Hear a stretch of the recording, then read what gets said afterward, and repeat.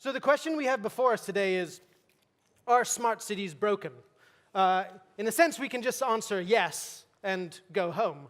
But what I really want to focus on is, what do we do about it? What can we actually do in cities to make them better? How can technology actually support that? I'm not going to spend much time defining what a smart city is. It's a very amorphous concept. It's kind of just marketing spiel from a technology company. But you do sort of know it when you see it. We're here to talk about what can be done. What actually has worked? What are the things we have worked on that actually do employ technology for scale effects in such a way that it actually helps a city thrive and grow, maintain, improve, and all these kinds of things. My three speakers are all doers as well as makers and thinkers. I've got three questions. I'm going to pose them at the end. But first of all, I'm going to ask each of them one by one just to give a couple of minutes about their perspective. The reason why I was nominated in Barcelona to be at the head of the smart city and digital strategy was really because the smart city was actually broken. One of the problems that we have with the smart city is that many of the cities trying to be smart, they've been starting from technology. So it is true that many cities that are in the smart city space have been thinking first about connectivity, sensor network, big data, and then only after they start asking, why do we need a smart city at all? Which really means that you start from the critical issues that matter to people in their life. For instance, for us in Barcelona, very clearly, affordable housing is one of the issues that it's hot in our agenda. We are trying to make housing affordable. We are trying to have a more sustainable tourism kind of model. And this is a big deal. I mean, this goes much beyond technology. This is really about how do we make sure that in a moment where we have a big lack of trust in political institutions, we have a big lack of trust in politics, from citizens that, of course, don't see anymore the political establishment giving them answers for their future. How do we make sure that this disenfranchisement doesn't end to the extreme right-wing politics that we are seeing now in Europe, but we actually give an alternative to that, that for us is extreme participatory democracy, which means devolving more power to the citizens in the way that decisions are taken in office.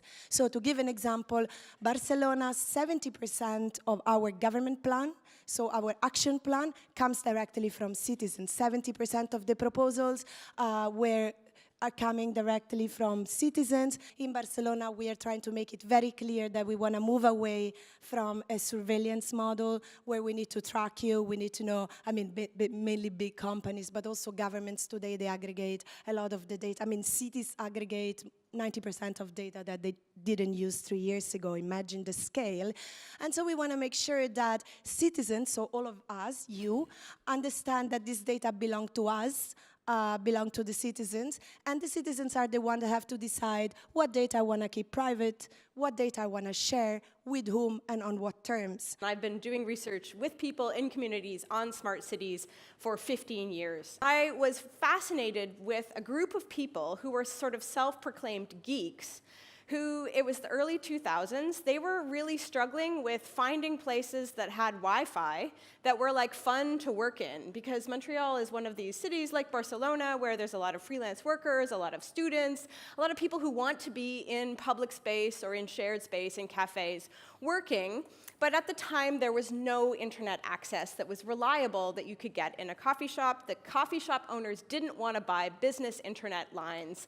So there was a sort of, problem, citizen problem to be solved. So a bunch of these self-proclaimed geeks got together and they decided to make a community wireless network. They wanted to build their own network that would access the internet, that would allow them to access the internet in public, but also provide a kind of service to the community by connecting connecting all of the other buildings in these communities, not just the cafes that they wanted to use. They had an idea that people had a right to communicate, and that people who didn't have the financial resources to pay for internet connections at home should also have the right to access the internet in public spaces. And all of these people had really different ideas of what this technology was in the city, and actually how they should get together to build something that would really work. Let's fast forward to what I'm worried about now. I'm worried about that capture and that collapse of all of those different frictions into selling something writ large. I'm worried that there is a massive failure of imagination in the smart city space, and that failure of imagination is directly related to an intolerance of friction. But friction is going to get you. Like, friction might not come into your system when you design it, but it might come in later. It might come in when your system gets hacked, or the corporate owner of it sells it on, and then all of a sudden it's got a new data management regime, and all of your citizens' data gets sold down the river. It might come in climate change, when suddenly it's super expensive to run your massive data collection experiment because the server farms can't get a cool enough place to build. Friction is going to get you anyway. So what I want to challenge us to do is think about, how do we produce a smart city that has friction built into the way that we negotiate it? I worked for IBM for 13 years in their smart city group, so I've basically been atoning for that in my career since then. I mean, if you go back and look at the early commercials, and by early, it's like 8 years ago, from Cisco and HP and the big enterprise IT companies and IBM, there are these beautiful, well-oiled sort of utopias, all infrastructure, and there's no people in them. So, you know, that was the first wave of smart cities, and I think it was primarily focused on optimizing the city. Like, the city is a machine that can be made to run better.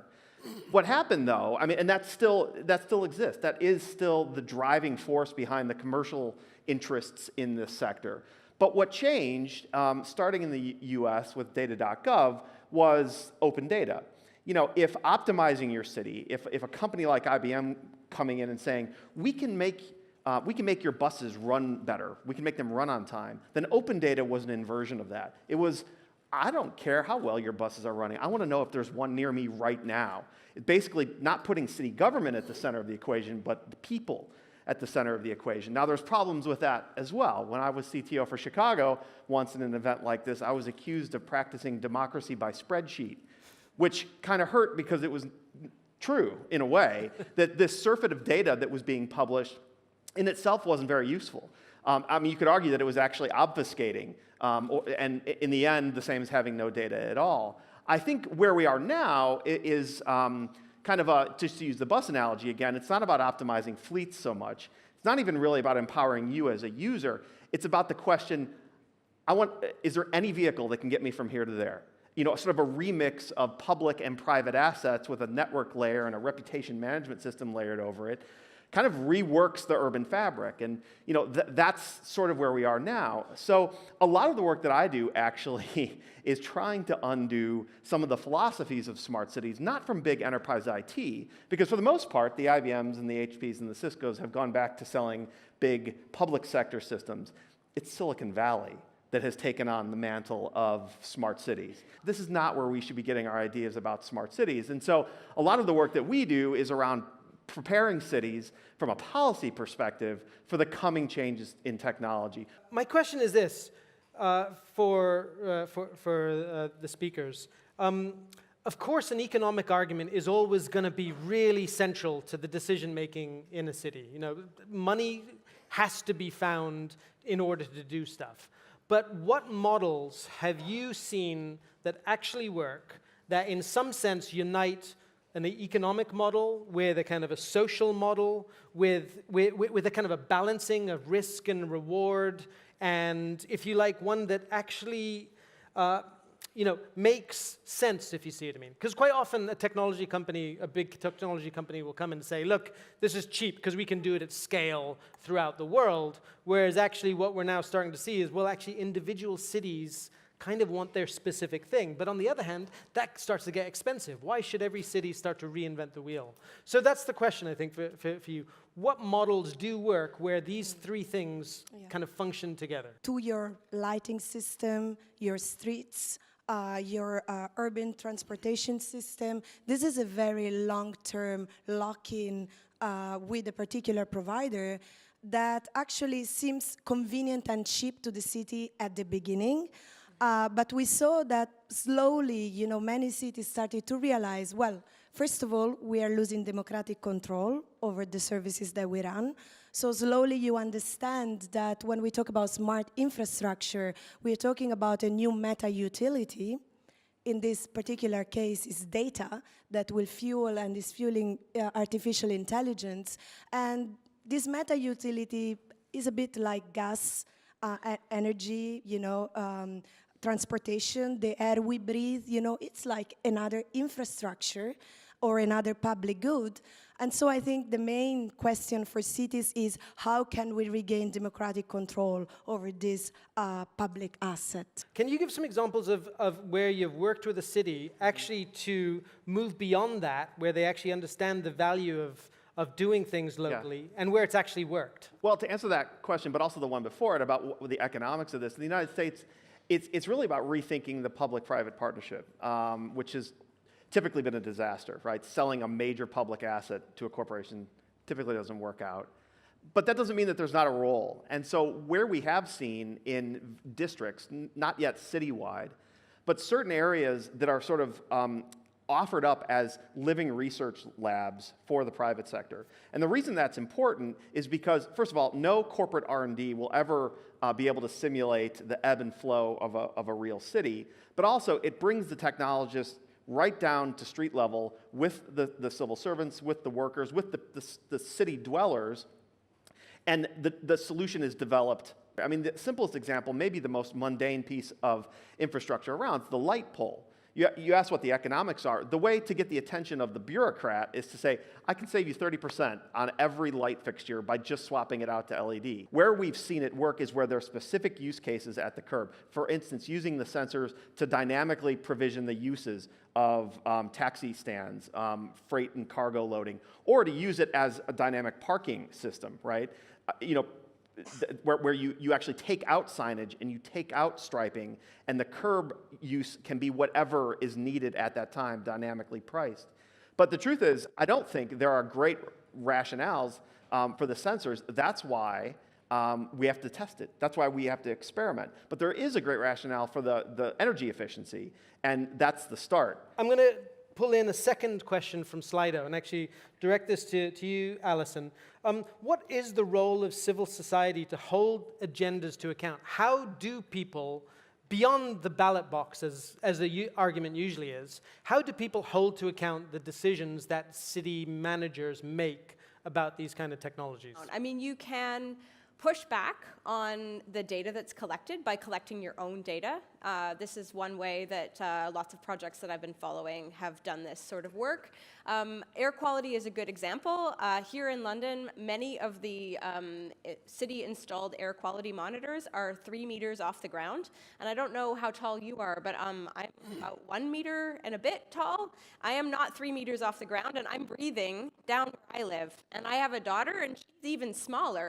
So the question is really, is there a value to having different kinds of data collected to do this kind of civic action, given that data is such a resource? So that's one way, one possible way. But the other thing that citizens can do to kind of speak back is to use as much open data as is available in as creative ways as possible.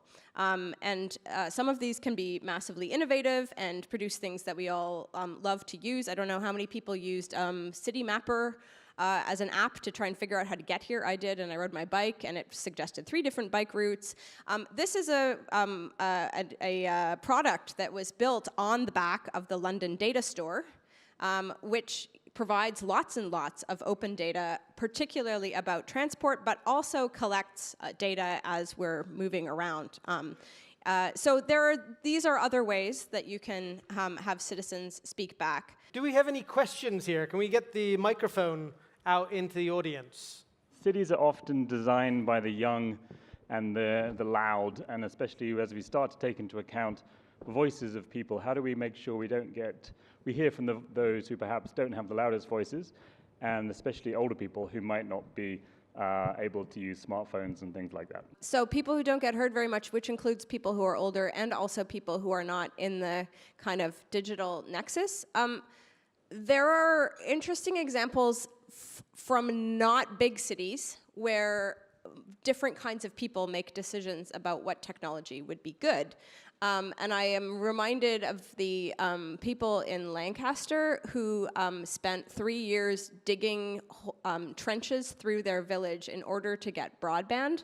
And this was almost entirely a over 50 project. Because this was really about that sort of fundamental level of connectivity, and it was also about a kind of situation of massive market failure. It's engaging them in what matters to their life. So if you go in our platform, my voice is completely gone, Decidi in Barcelona, you check who is participating. It's not at all the young and the loud. We have 20 participatory processes running in parallel about urban policies, cultural policies, transportation line, bicycle lines, and people are participating when it matters to them and make that process structured. So I think it works only if you take it really seriously, that citizen participation is part of what cities should be. Our motto was, if it doesn't work for you, it doesn't work. And every weekend we would go to a different library, hundreds of libraries in every neighborhood, and basically run a testing session with whoever was in there. And that really was a cross-section of everyone, such that the app development that was happening on top of our open data didn't reflect necessarily only the values of the sort of privileged people who were building those apps. I'm wondering if we're trying to go for the good stuff of cities. So you talked about innovation, we talked about citizen focus, democratic control. Do you think that is inherently incompatible with working with large corporations given how concentrated market power is? Or if it's more about, I think, John, you talked about policy frameworks and having those in place, sort of what are those and why, if we're not putting those in place, why is that not happening? You know what? We've known what makes a smart city, a city smart for like 4,000 years. This is not new. What has changed is our ability to listen more carefully to the environment. And it's our work at this nexus of data and technology and cities to educate and shape and remake our private sector partners. Not the other way around. When I worked at the city of Chicago, it took me 60 days to figure out who worked for me and who was a vendor. It was like Stockholm syndrome because they were like mutually supporting one another in shitty solutions. But there was no drive to be better. It's on us to make the private sector understand the beauty of urbanism. If you look at the technology landscape, right, at the moment you have a concentration of power which is unprecedented. You have mainly, on one side, Silicon Valley, large corporations with leaky forms of, very much ad fuel surveillance model that I think for many reasons people are very concerned about. On the other side, you have the growth of large Chinese companies that are super well prepared to enter into all kinds of technology layers, chips, cloud, 5G, IoT, software, like everything. And Europe, and that's why, for instance, we work a lot on making sure that 90% of our companies are SMEs. Are small companies, super talented, the startups, the co-ops, the small companies that have the talent, and we need to be imaginative. We cannot give transportation to Uber, healthcare to Google, everything that moves to Amazon. This is not a model where you're gonna have some democratic control back.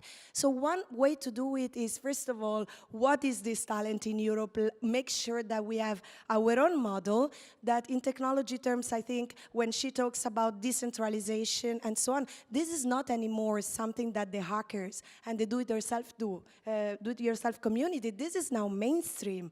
We have like the decentralized internet with crypto currency, but also the blockchain in Europe. This is the core now. We have the most talented developers here. We can make that a competitive advantage, build a more decentralized, privacy-enhancing, rights-preserving framework, and have our startups, SMEs to build on top of that and deliver public value. I think it's another vision. It's not Silicon Valley. It's not the Chinese. It's something else. We should build it.